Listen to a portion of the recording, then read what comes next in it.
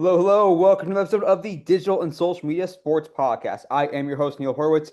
Hit me up on Twitter, NJ287, also on LinkedIn, where you can find more content, the website, where you can find everything, dsmsports.net, and the podcast is available on whichever podcast platform is your favorite. We have a festive background today because this is the 12-year anniversary of the podcast. 12 years. Can't believe this podcast is almost a teenager, almost ready for its bar mitzvah. Just tremendous honor to be doing this for 12 years. I remain just in awe and humbled that I'm able to have such tremendous conversations with amazing guests. And all the feedback that I get from anyone who comes across the podcast, who listens to it, has watched it, whether once or for the past 12 years, it means a lot. And so we're going to bring a special episode. I try to do special episodes for these special milestone anniversaries. We've had my brother on, we've had my mom on, who became a big sports fan, and today I'm going to have my brother-in-law on. He has a lot of interesting stories to tell. He is an Angel City FC season ticket holder. He has three girls and one boy son. So that's three of my nieces and one nephew as well. The girls in particular, a couple of them play high level soccer and club soccer. They go to Angel City games. They become fans of the sport. We talk about what it's like to how they became fans of Angel City, and what it's like being a soccer dad, how they go about raising their kids as young sports enthusiasts, sports participants, and potentially sports fans.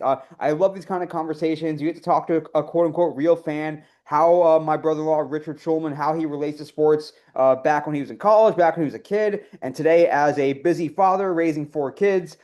Tons of good insight for anyone working in or around sports about what matters when it comes to sports events, what will get him to attend more, what makes him watch or not watch when it comes to live sports and sports content online, how he follows or does not follow sports, how he communicates about it with other folks and with friends, with family, etc. I love these kind of conversations. So here he is, listen up to my brother-in-law, Richard Schulman. I am back on the podcast with today's show, and I'm so psyched. This is a special show to celebrate 12 years of doing the podcast, and I have a very special guest, someone who I've shared watching a lot of sports with, talking a lot of sports with, talking a lot of shit with over the years. My brother-in-law, Richard Schulman. And Richard, thanks so much for on the podcast today. Welcome. Hello, thank you for having me. Always love to bring the family on when I can, and you are my brother-in-law. Have been for several years. The whole time I've been doing this podcast, you've been part of my life for better or for worse, mostly for better. But I'm psyched to pick your brain. You have a lot of interest in sports. You've been following sports. You go to games. You're a season ticket holder for Angel City FC. You have kids who are active in sports, who even follow sports to some degree. So there's a lot we're gonna be able to talk about and learn about from you, a fan, and a participant, and quote unquote non-sports business person who is covered by all the stuff that we think about all the time.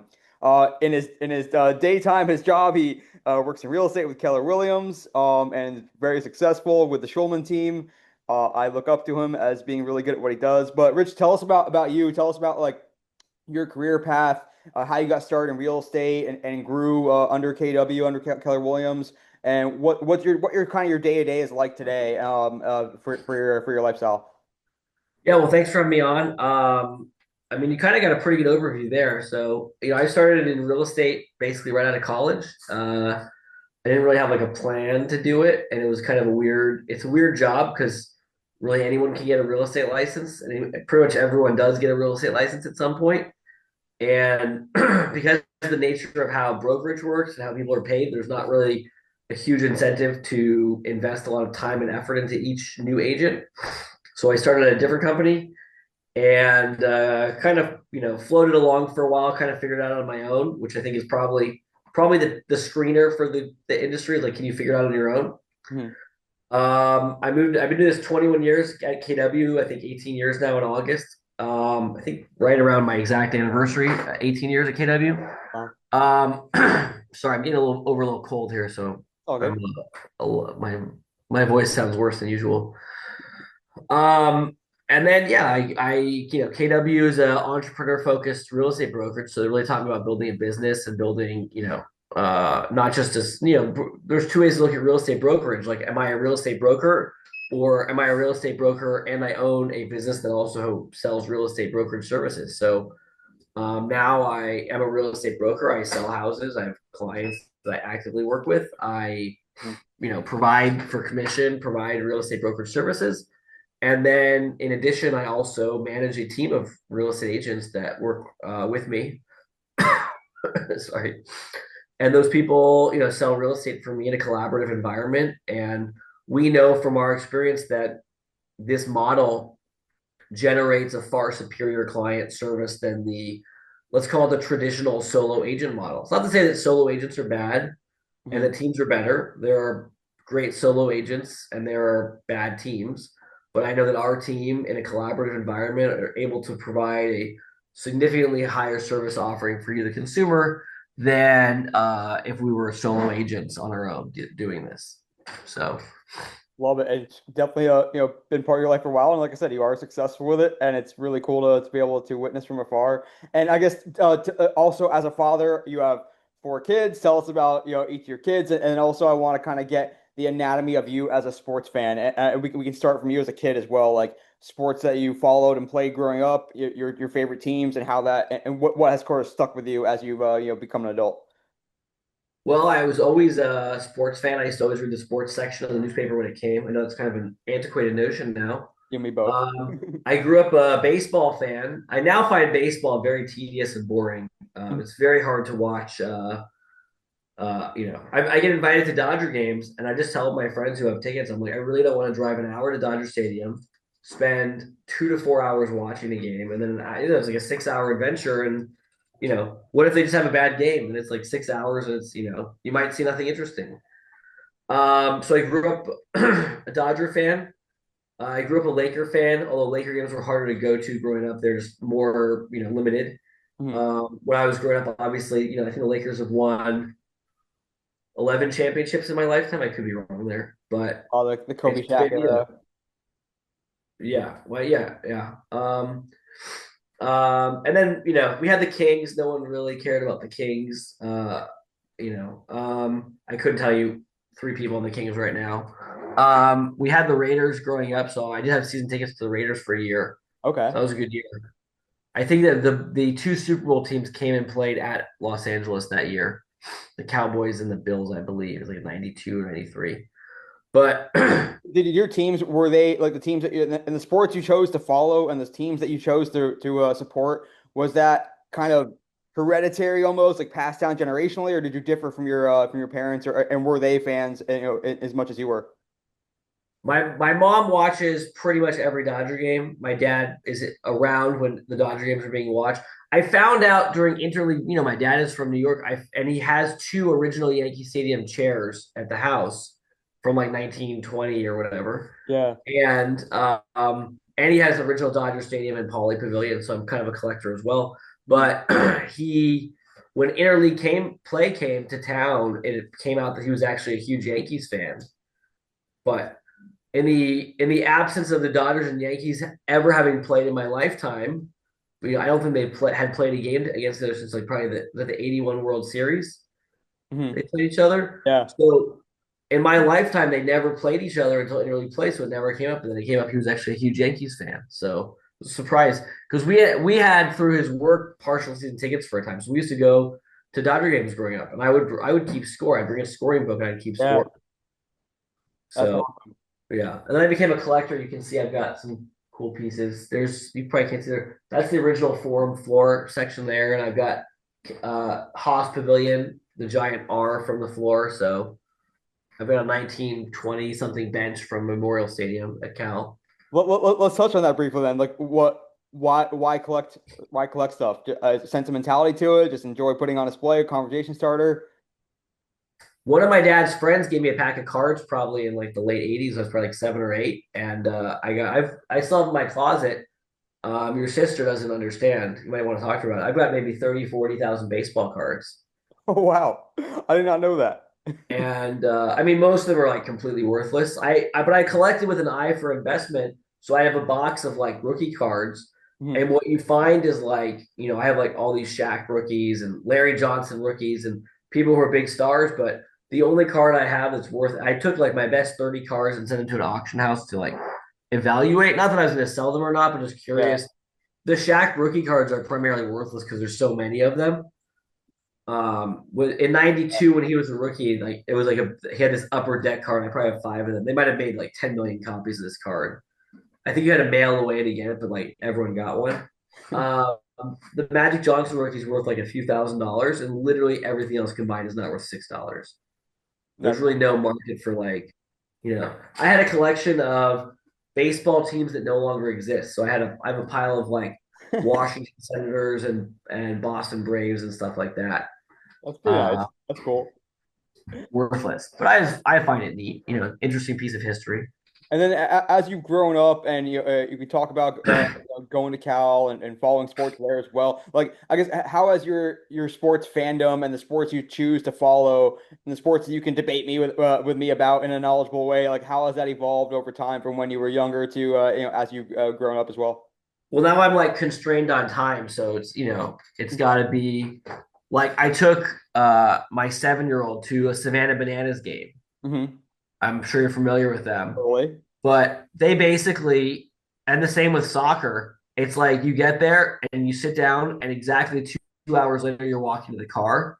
And it's, like I can take my kids to an Angel City game, which is the women's pro team in LA. Mm-hmm. It's like on a schedule. It's like 7 o'clock game. I like to go early with the kids so we can walk around, but I could leave my house at 6. I could sit down at 6:30. The game starts at 7. The game is over by 8:45. I'm home by 9:30. It's like a pretty tight time. And, Predictability. and the kids like it, blah, blah. It's very efficient, right? I hate to be like Yeah. mechanical about it, but like compare that to like a Dodger game. No one in the family cares about baseball. My kids don't even understand baseball. We saw the Savannah Bananas game. I'm having to explain to them I mean, this is like fake baseball, but I have to understand how baseball works generally. Yeah. But so sports now has to fit into a box. Like I can watch playoffs, but I used to watch like college football Saturday all day, and I used to watch like I could just watch a random 3-hour football game. You can't do that anymore. So what role in that sense, and I want to certainly talk about your consumption habits and the kids in a moment as well. But what role does sports play in your life for you in any way? Like, is it a diversion to do with the kids? Is it something that you still like to do because you can talk about with friends and colleagues and someone like me? Like, what even motivates you to try to keep up with what the Lakers are doing or what's happening on a big college football Saturday for you? Well, I honestly stopped. I mean, maybe I don't know if this is like part of like top of your podcast, but I went to Cal, which is a mid-level sports school. When I was there my first year, on a rescheduled game that really shouldn't have happened, we beat Rutgers to finish 1-11, and Rutgers finished 0-10. And 2 years later, we were both in the top 5 in the country. Yeah. And so that was part of like the interest in college sports is like, yeah, it's not Alabama, but like we had good teams every now and then. Like Hmm. we were 0-11 or 1-11 my first year, and the year after I graduated, we came one play from being in the national championship game. Yeah. And 3 years later, we had another team that almost got to that point. And then we had other good teams. We had at one point the top 5 number of players in the NFL. Yeah. Marshawn Lynch, Aaron Rodgers, Sean Yeah. Jackson. Hell yeah. Yeah, a lot of good players, and I think we had like 50 NFL players.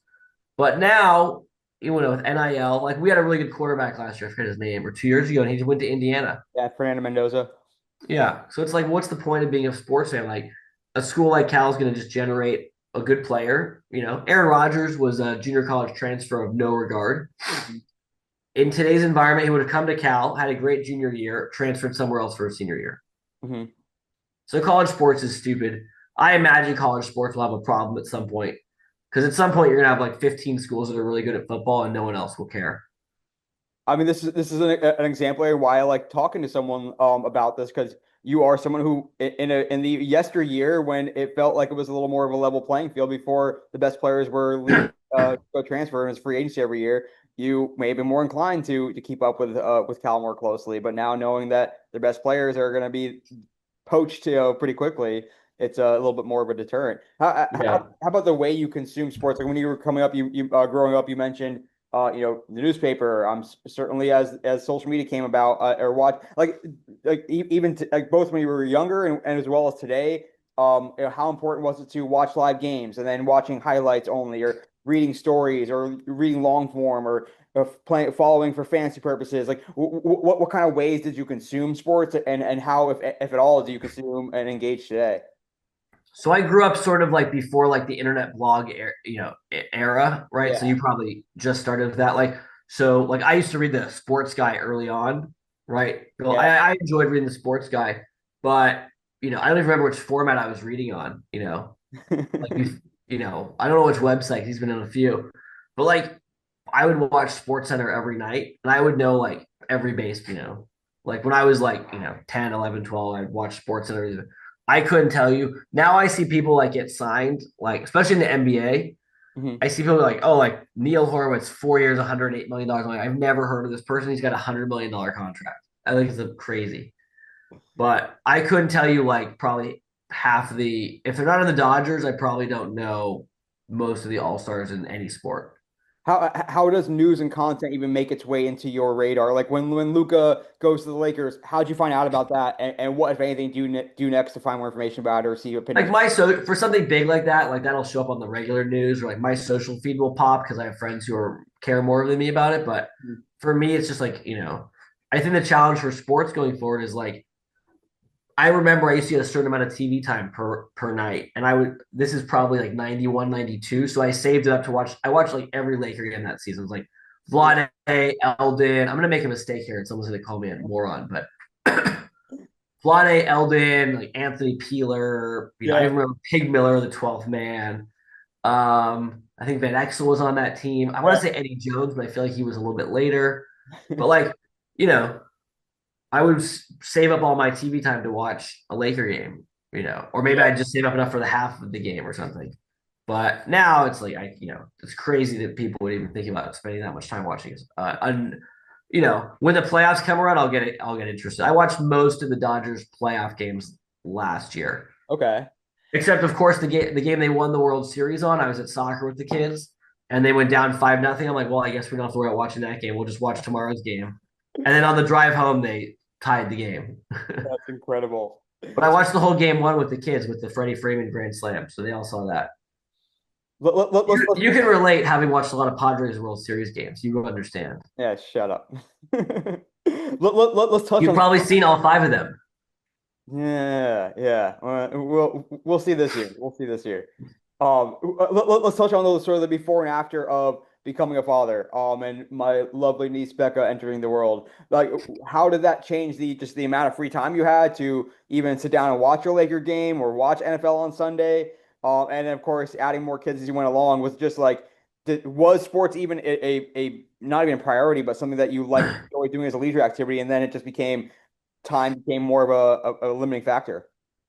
Yeah, I mean, time just increasingly, becomes a limiting factor for these things. So sports became like a thing that we do together. Like, I coach their soccer teams, Mhm. and it started off very casual with Becca because we didn't really, just me and Eric, Becca's best friend's dad started coaching teams, and we got lucky to get two really elite players on our team who are still playing. Like those two girls are still playing like super top level youth soccer, Mhm. and you know, I think it was a good thing to do to engage with the children and spend time with the children positively. My dad coached my teams growing up.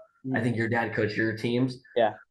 To me, I don't want to judge anyone else's parenting journey, but to me, it's like people, oh, thank you for coaching. I can never do it. To me, it's like I could never sit on the sideline and like watch someone else do it. Like now, Becca and Hannah are in club soccer, and I don't coach them, but I still like it. So it's like hard to sit there and not be like, I can imagine. you're really not using my daughter correctly. Like she has skills. Like these are her skills. I don't know how you don't know this. You're the professional coach, but like really, you know, so I have to behave myself. But to me, it's like very hard to not be involved with the kids. And then it became as they started getting better and better and playing longer, then we started, getting more engaged. It became not just fall, it was all star, then basically year round. And then a lot of the friends come from soccer, which is a really nice experience. And so it became more and more and more. Let's talk about let's double click into like like even starting soccer. Like, what was it always just a given that yes, the girls are gonna play youth soccer? And was there conversations around like, well, should we have them try softball, gymnastics, basketball, other sports perhaps? And like, how were those conversations with you and Beth, my sister, their mother? And was it up to the kids at any point, or like what made you decide? And then also as they become to specialize and soccer did become year round, how has that kind of affected the way you think about diversifying sports? Becca tried basketball one year. The interesting difference with basketball and soccer. Basketball is like a highly technical sport. So like yeah, like you can't like you could be really big and athletic and do well at youth basketball, but unless you're like the tallest kid on the court and fairly, coordinated, basketball requires just years and years and hundreds of hours of practice. You could take a child that can run at a mid level and can follow directions at a mid level. And at youth soccer, you can make them into a meaningful player on a field. They're not going to be the best player, but they could develop into that. We've played with lots of girls that, you know, Hannah was like scored a goal like 4 seconds into her first game, I think. She Like hasn't stopped since. she just had it, right? But she played with a lot of girls who were not good and then over time developed into good. But in soccer, you can have no clue about soccer and you can play a part in the game. Playing basketball without having any experience, like dribbling and shooting, are really hard, especially when you're smaller and you can't, like when you're like, a 9-year-old girl and they're playing on a 10-foot rim with a women's professional ball. The vast majority of the girls cannot even throw the ball coherently towards the rim. Yeah. So it's kind of dumb.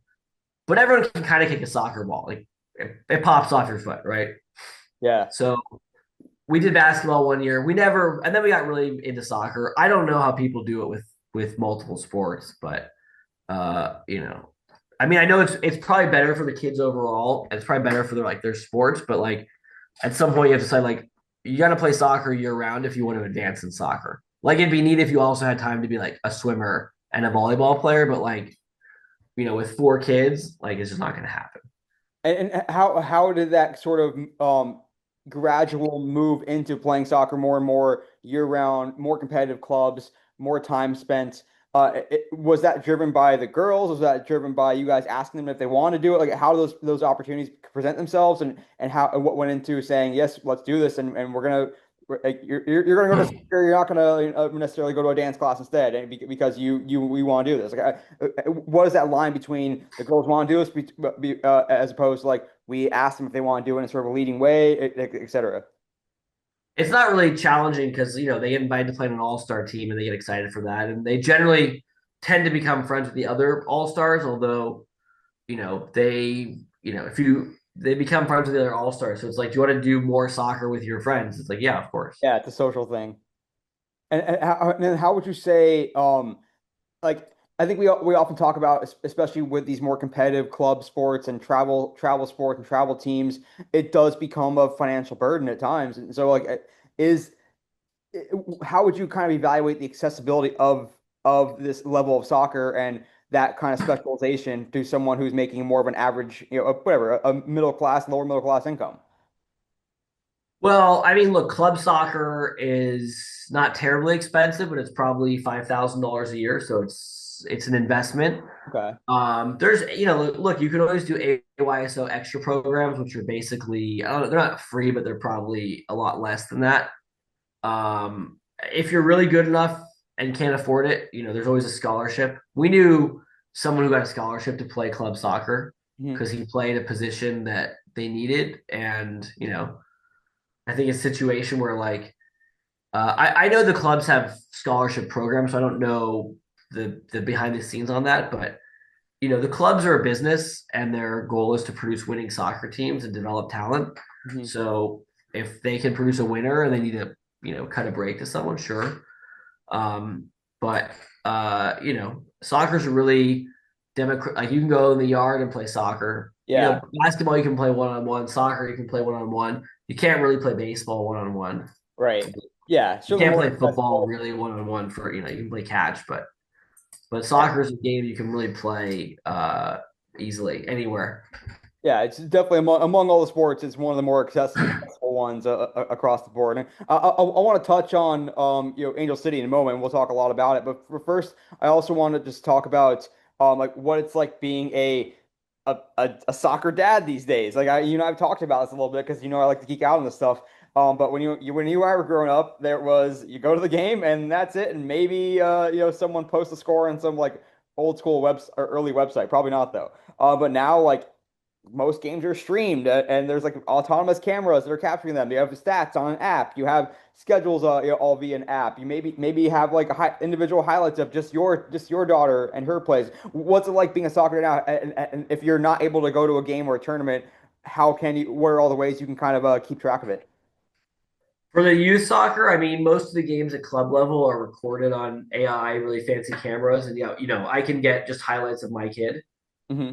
It's pretty good. It's not great. Like on Hannah's team, there's a girl that looks like her, and the camera will confuse the two of them. They have similar numbers, and they sort of look the same.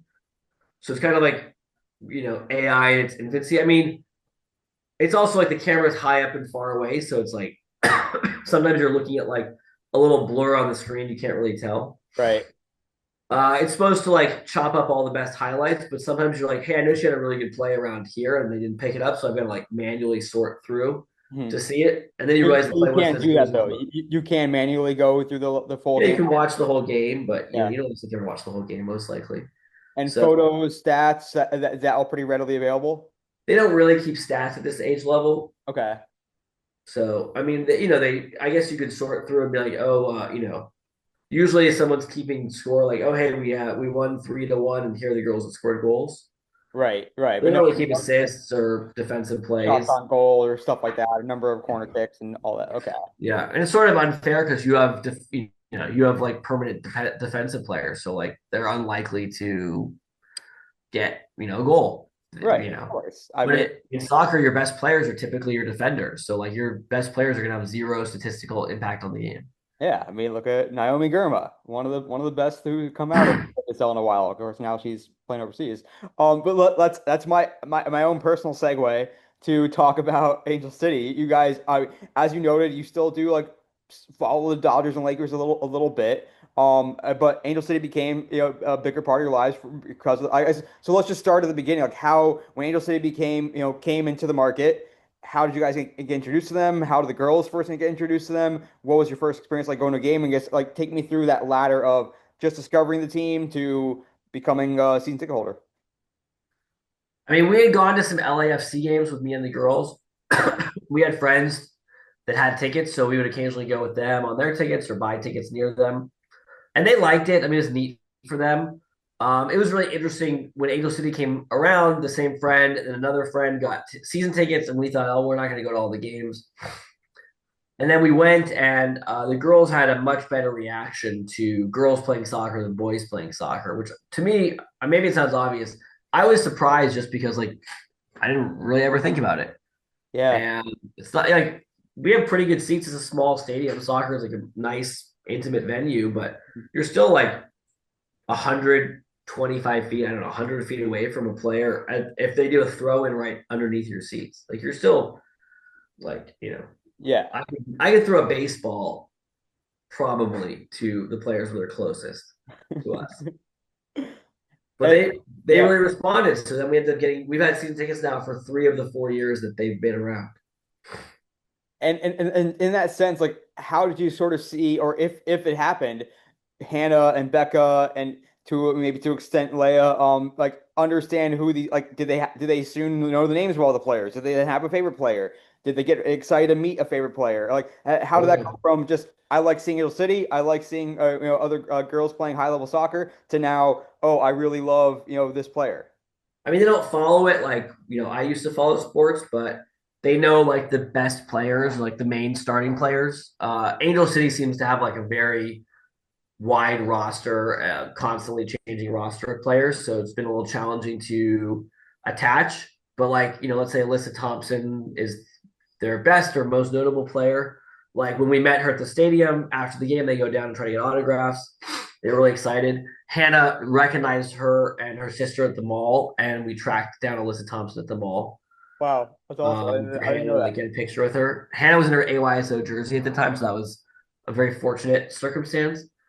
But yeah, they know like the bet, but they probably don't know like they probably couldn't tell you 11 players on the team, and we don't really follow like Angel City has not been successful at winning soccer games, so it's not we haven't really been following like their games not at home that we don't go to.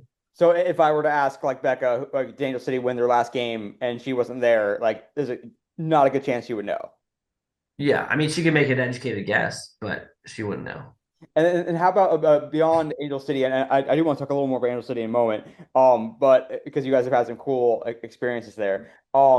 What other sports have you exposed them to from a live game perspective? And what has their reaction been, if anything? You know, you mentioned Dodgers, maybe. I don't know about Sparks, Lakers, anything else, Clippers.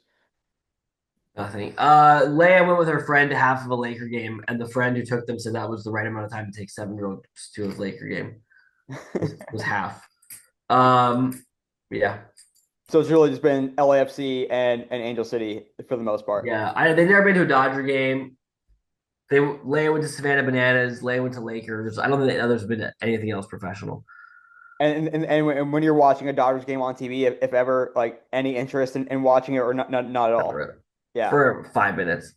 Okay. Well, Baseball is really boring. If you have no context for it and you're used to soccer, which is just constant movement, baseball is really boring. true. Although some may argue, not that I would argue this, but you can have a 90 plus minute game with zero goals. So yes, shots on goal, yes, but The scoring system in soccer is stupid. we will save Rich's plan to revamp soccer scoring for another episode, perhaps. Although maybe I'll ask you later. Larger goals, easy. Goals are already pretty big. Um, I guess tell me in your opinion then, Grant, from going to these games and having kids of different ages as well, and taking a younger kid, taking an older kid, what is the right age to start bringing kids to a game? What age is it realistic for them to actually watch the game as opposed to just like enjoying the bright lights and loud noises? Probably around 6 or 7. I mean, Leia will watch a whole game, but last game we went to, they wanted to go buy candy, and I'm like, "There's 20 minutes left in the game. You're not going to go buy candy, wander on the stadium to buy candy and miss the whole game." So, something like that. And what are some of like the challenges or things that are really good that Angel City does that would make the experience even better? Like I know there's the pregame fan fest, and maybe there's like is food options good and available, like kids zones. Like what's good about the experience now, and what could be better? I mean, good. They have a lot of stuff going on before. Excuse me. No worries. They have a lot of stuff going on before the game, which is nice. The food options have dwindled as attendance has trailed off. Hmm. Um, they always have like local musical thing happening.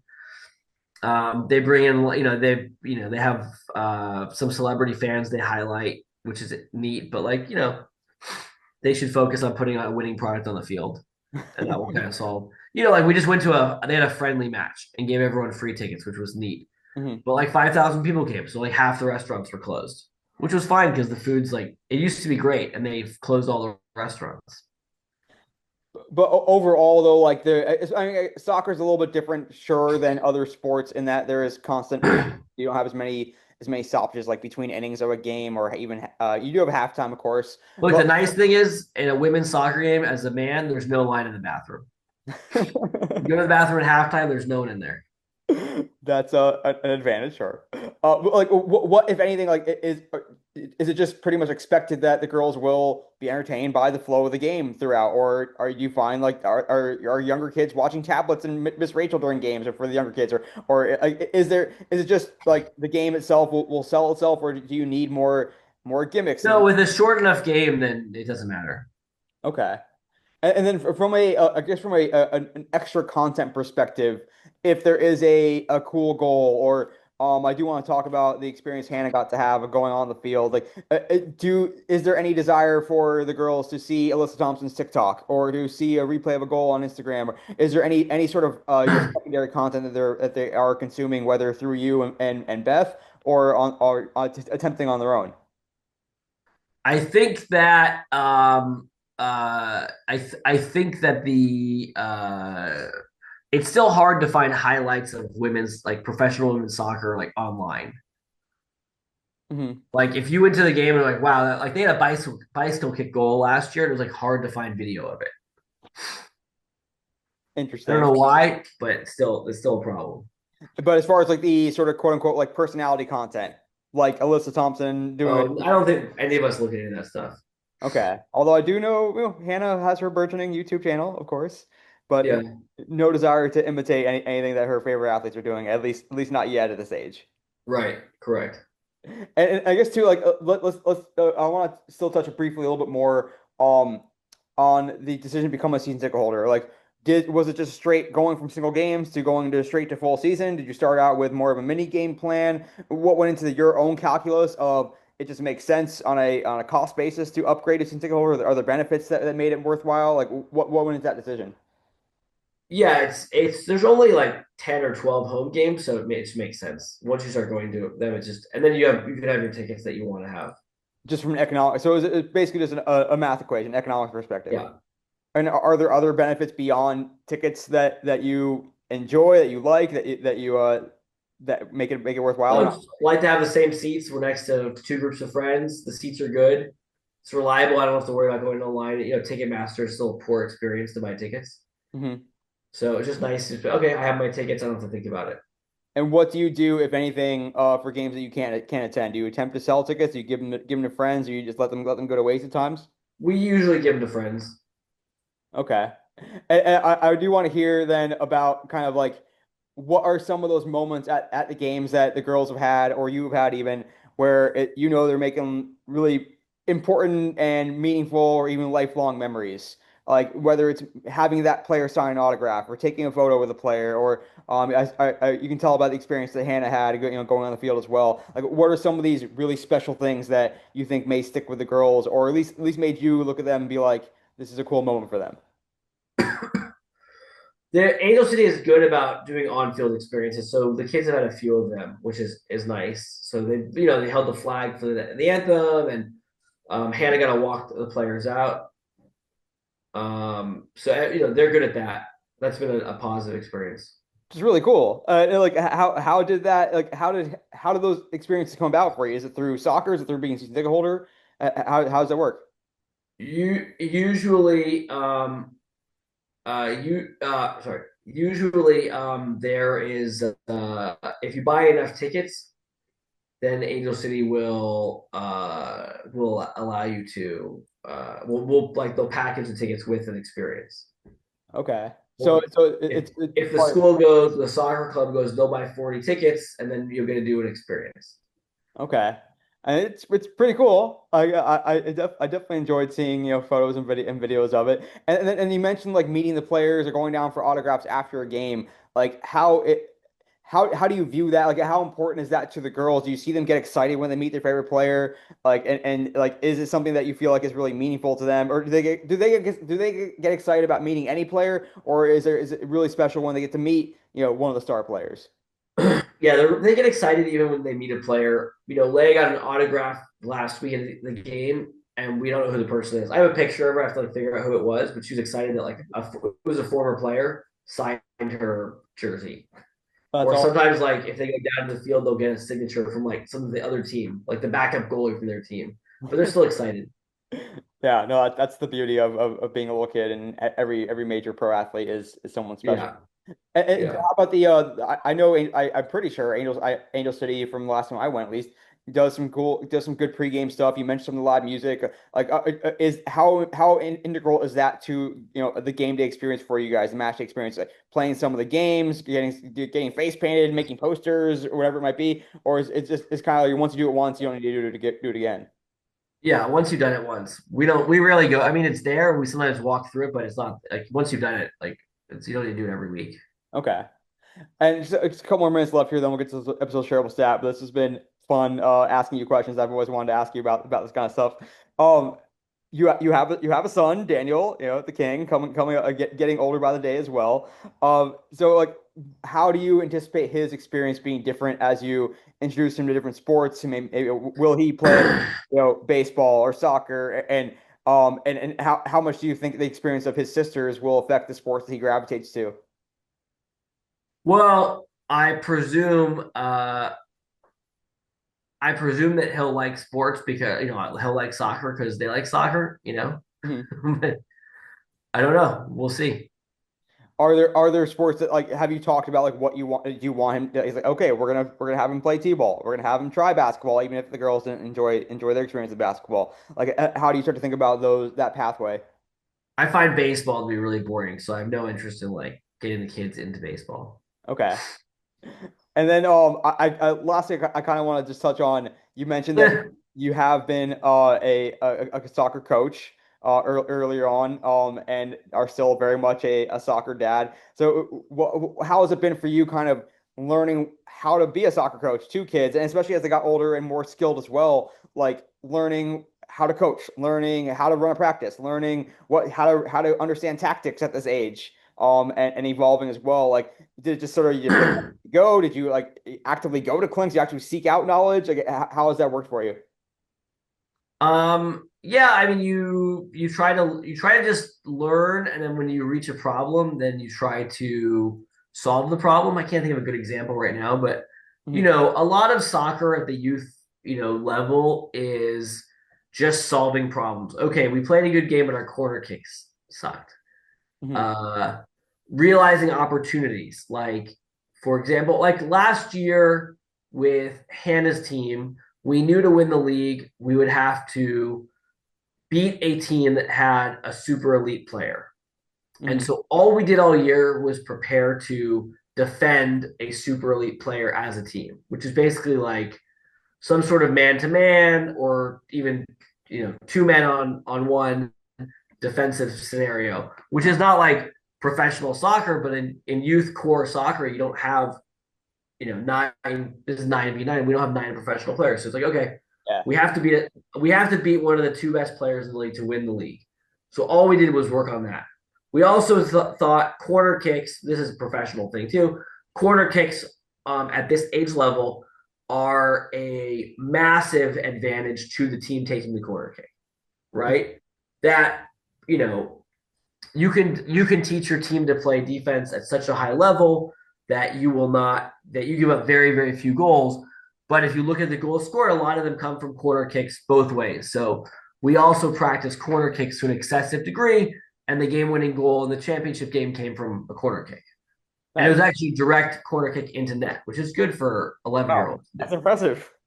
But if you practice hundreds of corner kicks throughout the season and this defensive alignment, you can win a game. A lot of people say you're teaching them how to sort of game the system, not learning technical skills. Yeah, but like these kids, this is like the great irony of youth soccer is like the number of you know of girls who will play top level collegiate soccer is very very very small. Mhm. Like if one of your parents didn't play professional sports, you're probably not going to play collegiate soccer.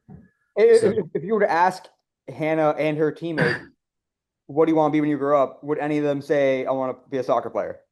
Hannah will occasionally say that. I don't know if she actually is serious about it, but then you'll say like, "Hey, here's this David Beckham documentary. He talks about the one that was on Netflix with and it's like he talks about he practiced 4 hours a day in the yard by himself just doing juggling drills."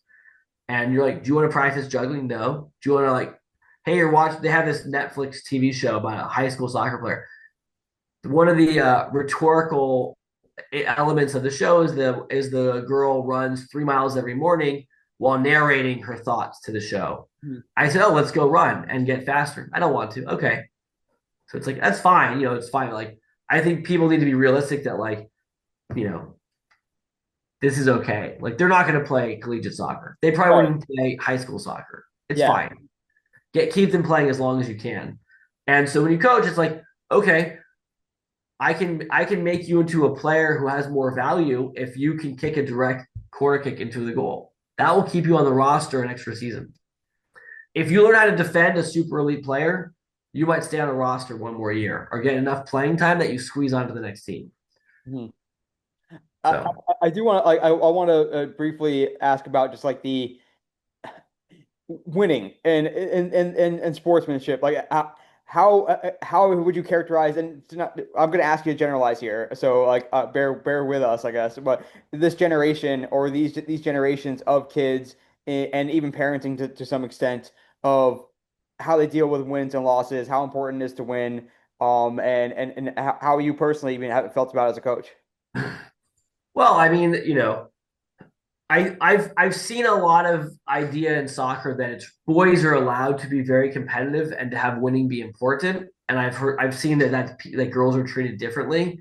And your top girl players want to win at soccer.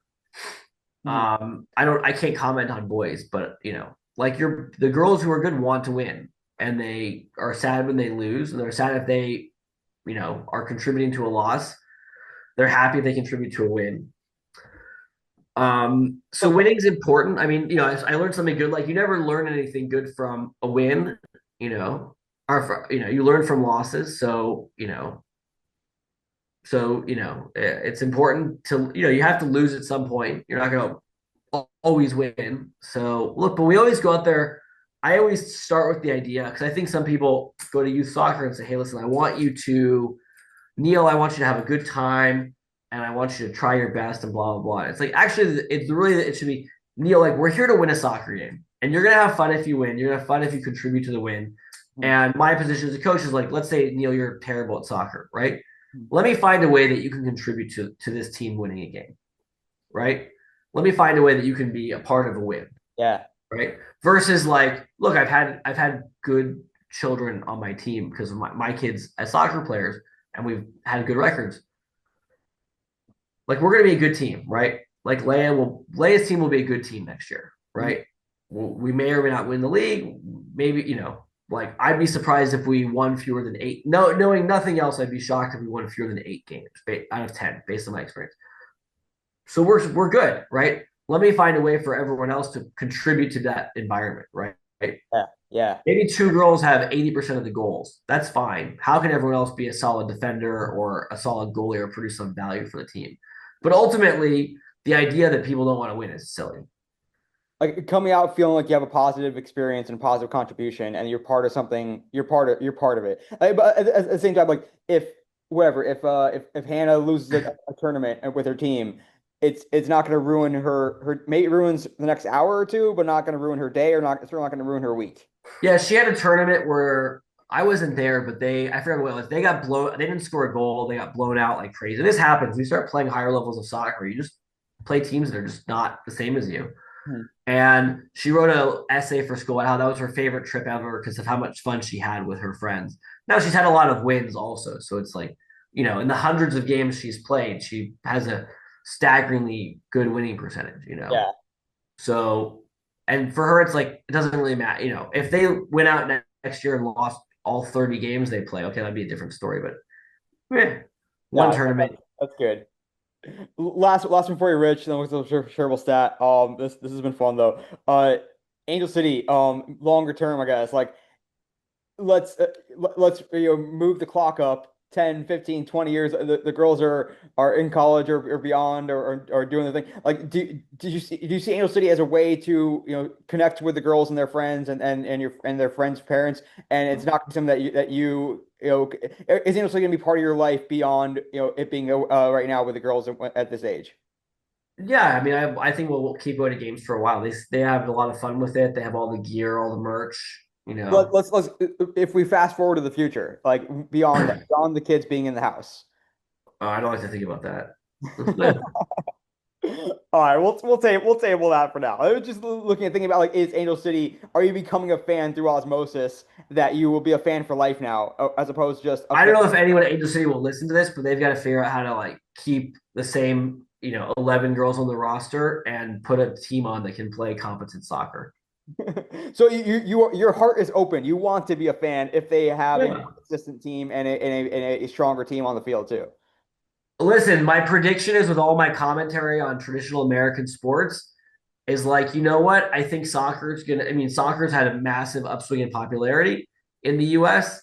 And I think if you project into the future with, football and concussions and college sports and all this NIL and transfer protocol and the fact that baseball is just horribly boring, if you look into the future, it's like, geez, like, hey, I can give you a sporting experience, Neil. It's a 2 hour start to finish experience. There's constant activity.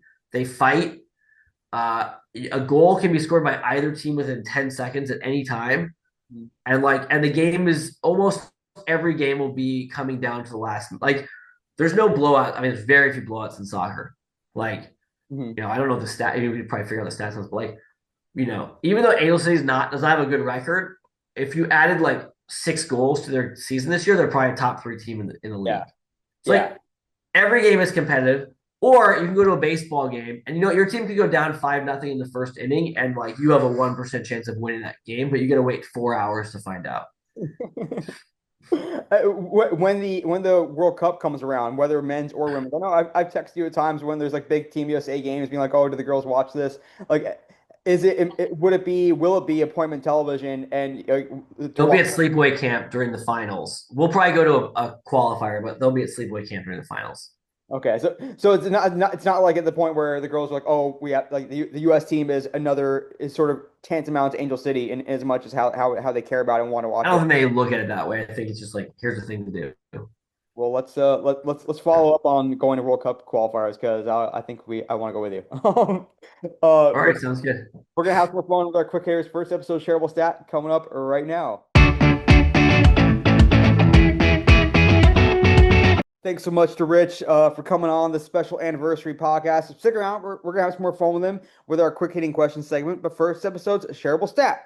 This episode's shareable stat looks at threads. We still continue to hear about threads. You hear about its growth. You hear about the opportunity to get on there, and certainly there are challenges. You see some accounts, some major accounts that were active a while back and then just went dormant. You see some others that are having outside success. So this episode's shareable stat is 400 million, and that is 400 million monthly active users on Threads, which is up over 50 million from just 3 months ago, and getting close to Twitter, to X, which has around 600 million monthly active users. And Threads so just continues to grow. There's not necessarily anyone that's continually crushing on it. Even some of the biggest accounts, even like your Shams, your Jeff Passons, your Adam Schefters, get a really low interaction rate compared to the number of followers they have. You see some major accounts, Bleacher Report, for example, has not posted in years, I believe, since last I checked. So, how do you have success on Threads these days? There's really no single formula. Even if you look at the Threads account itself, they are experimenting in different ways to use the platform. And so, there's not really a true and tried way to master Threads and take advantage of those 400 million monthly active users. One interesting addition to that stat as well is only around 10 to 15% of those users are desktop, which is not surprising.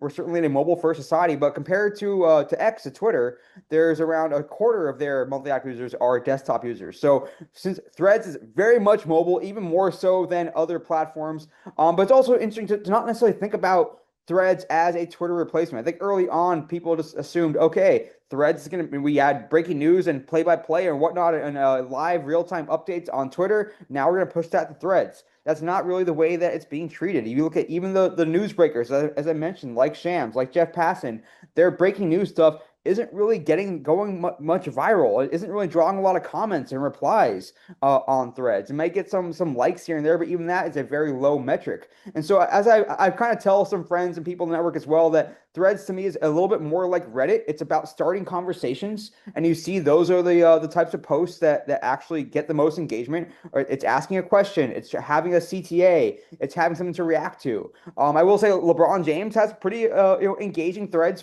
platform. He does a good job by posting a lot of video content. So could you be repurposing some of your reels or some of your TikToks to Threads and try to drive some engagement that way? Carousels also seem to be doing a good job as well. Drop whether it's a narrative, you're telling a story through a carousel or a photo dump, so to speak. Some of the more high performing Instagram carousels could have a place on Threads as well. It seems a little redundant at that point, but you have to sort of experiment and see what hits with your fans and who you can reach as well. You can also take a look at the topic, search for your team, for your league, for top four athletes that are in your area, and see what kind of posts are hitting with those fans, people that are interested in that same kind of content. So again, there's not really a magic recipe here. I'm not here to offer one, but certainly the numbers continue to grow and numbers don't lie. Yes, you could fudge a little bit, of course, especially with Threads being so closely tied to the Meta platforms and people and them inserting Threads into Instagram, getting people to go back and forth. but still that number keeps growing even as the tactics might remain the same. So again, that shareable stat, 400 million monthly active users, that's up over 50 million in the last 3 months. It continues to grow, continues to get closer and closer to Twitter X as well in their metrics. So that's just a shareable stat. Think about it, talk about it. More importantly, stick around because you're going to enjoy more fun with my brother-in-law, Richard Schulman. Back from Central Shareable Stat, and I'm joined once again by Richard Schulman, my brother-in-law, a soccer dad, a real estate mogul. I'll say that. And it's been great being able to learn about your experience being a dad, being a fan. Now it's time for some quick hitters. Are you ready for me? Number one, tell me the most memorable game you remember watching or attending as a kid, any sport. Oh yeah, I got it there. I went to the Dennis Martinez perfect game and the Fernando no hitter. Damn. Oh, that's awesome. I can't imagine being in a perfect game. Like those last three outs must be so excruciatingly fun. At that point, people were cheering for the perfect game. I remember like the sixth or seventh inning, people were like excited for the perfect game. That's awesome. Number two, tell me the social media platform or platforms that you're most active on and how you use them. Well, I'm not super active anymore, but I'm Facebook a little bit. Facebook being the one. Okay. And number three, all right. We touched on this a little bit. How do you discover sports news and with whom do you talk about it, if at all? Yeah, not really. So only the really big stuff like Luca trade, and then Yeah, that'll show up in my social feed. I'm on an ACFC chat of my seatmates, so they'll pop in the chat when like there's a trade or something, but you know, it's pretty quiet otherwise. are there any like local like uber local like ways that you interact with the community, with your friends, with other families like next door or Facebook groups or anything like that? No. I mean, No. if there's like playoffs going on, I might go watch a game with friends. Okay. Number four. All right. This is a fun one because I know you've done some cool sports trips with with friends and family overall. So tell me the most memorable sports trip you've taken and describe kind of like the way you've done these sports trips with friends over the years. Well, I got lucky. I went to the Super Bowl in Houston, the 28-3. I went with my dad. I told him at halftime, I said, this is a really close game, actually. I didn't like predict that the Patriots were gonna win, but I don't recall. I think there was two pick sixes, or there was like the Falcons were about to score and the Patriots got a pick six, and then the same thing, they got another pick. And I'm like, you're two plays away from the Patriots winning this game, being leading the game. Like, Yeah. this is a really close game.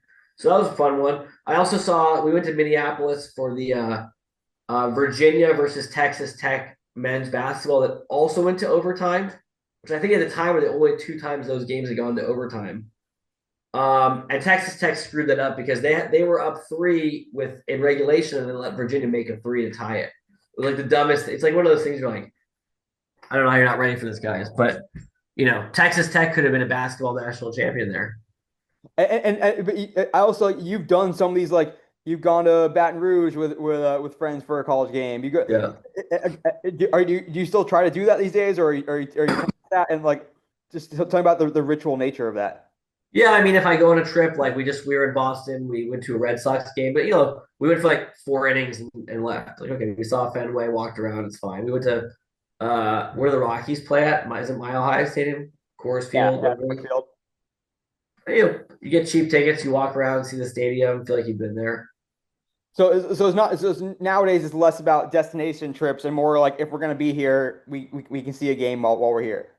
Yeah, there's not a lot of things out there that I mean, I'll probably go to the World Cup final next year for soccer, but once you go, like, the last NBA game I went to was Game 7. The Lakers beat the Celtics in 2010. There's no point in going anymore. The last NHL game I went to, the Kings won the Stanley Cup in double overtime. Like, why ever go? Like, how are you ever going to top either of those two games? I mean, geez, you've lived a charmed life of attending sports events. All right, number Yeah. four, here, Rich, tell me, what live sports content do you watch, if anything, and what non-live sports content do you watch, if anything, like documentaries or whatever? I've never seen a 30 for 30, which may surprise you. That does. I'll watch like some sports documentaries once in a while. I really don't watch live sports unless it's playoffs. And playoffs meaning just NBA and maybe Just like MLB, local NFL. LA teams in the playoffs. I mean, I might watch like NFL. I might watch all the play like the semifinals and Super Bowl, but other than that, I'm not. I just can't invest like 4 hours into watching a sporting event. It doesn't have any impact on me. Next question for you, Rich. Have you ever donated to Cal, let alone athletics? And also, like, more importantly, like, how much did you engage with Cal athletics from while you were there, and how much do you follow it now, if at all? At some point, I was donating to Cal, but at this point, there's no point in donating. There's no point in contributing. Yeah. And how about just following, consuming, or engaging in Cal athletics, both when you were there on campus as well as nowadays? Well, when I was there, I would go to all the games, but basketball and football. But now, what's the point? Did you attempt to? Did you fall? You kept following a little bit after you graduated, and then just have slowly eroded over the years. Well, the football team was I graduated in '03, and from '04 to like '09 or 10, we were, They're really good. we were a really good team, and in 2007 we were ranked second, and we could have gone to number one. We blew it in the Kevin Riley game, but I would go watch football with my young alumni friends because it was, because you're in your 20s and you have time and your team is good, but like then you're in your 30s and you have kids and your team is bad. What's the point? That will certainly erode fandom over the years for sure. All Yeah. right, almost to the end here. Tell me about I told you I was going to throw this in about going to the Savannah Bananas with your youngest daughter Leia and what that experience was like both for you as a father and for Leia as a kid. I mean, she really enjoyed it. I don't think she'll think about it ever again unless I ask her about it. But it was a fun experience. I think it's gonna change how sports are consumed because it's just a superior product. Describe how so? Like just the constant energy, constant action, like gimmicks. Like what made it so so special, so different? Yeah, it's just back to all the other things I said. It's like it's just nonstop action. It's 2 hours. They basically start out and tell you like, here are the rules. Like you're gonna be in your car 2 hours from now. Like there's a timer. The game ends. They put a timer on the board. The game ends in 2 hours. That's how they start off. Okay, I like it. So you know, you've got to compete in a world where people, want to watch 2 hours of really energizing content. And if it's, on their phone, like, or live, whatever, like you can't, you can't then put out a product that's 4 hours and boring or 3 hours and boring and then compete against a product that's 2 hours and exciting. And I think the predictability nature of it too, it seems like a really helpful thing. When you have four kids, you're balancing schedules to be able to know that we will be home around this time is certainly Yeah. something I'm sure like puts you at ease a little bit. Yeah. It's time for our food question. Always got the food question. Tell me the best meal to get in LA and where to get it, and a little bonus: the best food you've ever had at a sports event. Well, LAFC used to have, um, like a restaurant attached. It was like a high end fast casual restaurant, if that makes sense. That was really good. Best food in LA, I don't know. I think food as a hobby is overrated. So you have one chance to get any meal if I'm paying for it in LA. Where are we going? Are we going to Chipotle? Like, come on. Probably. Maybe Benihana. It's pretty fun. PF Chang's, but they're all closed now. I used to like PF Chang's. Okay, you're not the most adventurous, but you're probably more adventurous than me. You and me both. Yeah. All right, number nine, coming to the bottom here. Tell me what was the last sports purchase you made, excluding tickets, for yourself and or for your kids? Wait, what was the largest purchase? What was the most recent one? Whether it was Oh. merch, a jersey or a collectible or anything Oh like that. yeah, probably a jersey or a shirt at Angel City. Okay, for yourself or for one For of the your daughters? kids. I've got a shirt, I got a sweatshirt, I got a hat. I'm set. Okay. That's a good one. All right.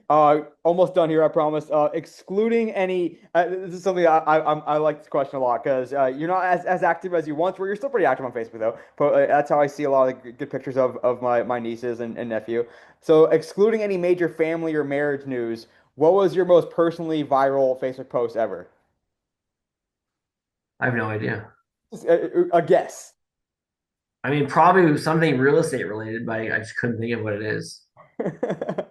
God, you disappoint me with that one, but I'll let you slide. I never thought about it like that. I mean, I don't think about it necessarily in those terms, but it's some, but your post, what back in the day got a lot of comments and likes, and I imagine there were some that they got, maybe 100 plus, 200 plus, or whatever. Never more than like, yeah, a couple hundred is not uncommon, but I've had a bunch of those. But yeah, The kids are always good for some engagement, yeah, obviously. All right, the last one for you, Rich. I like this one. The most memorable property you've ever sold. probably really can't say. Um, Well, you can allude to it. Like, what made this other one, what made this memorable? Like a famous well, person, we right? just sold an $11.5 million property, so that's probably will be the top one for a while. I like it. That's definitely a good one. And you will be buying the Chipotle next time we have one. All right, Rich, you knocked it out of the park. You crushed it. I shouldn't have used a baseball analogy, given your baseball harangues earlier. Um, so now it's your chance to take over. Tell us your social media or whatever. I'll start a follow. I mentioned like it can be a podcast, a newsletter, Instagram follow, Facebook follow, whatever it is. Tell us who they I are. just have the website richardschulman.com. Just you. You only want to follow you. What else do you consume? Like, is there anyone besides family or friends that you consume on social or via newsletters or podcasts or anything like that? Not really. I do Audible. I'm an Audible guy. Okay. With So, books or with podcasts, or mostly books. books, yeah, books. Okay. I'll let you go on that. And yes, find Richard Schulman. You said richardschulman.com. Yep, yep. There we go. Thanks so much for spending time with us today, giving us your knowledge and your wisdom as a fan, as a father. Thanks so much for coming on and celebrating 12 years of the podcast with me. Yeah.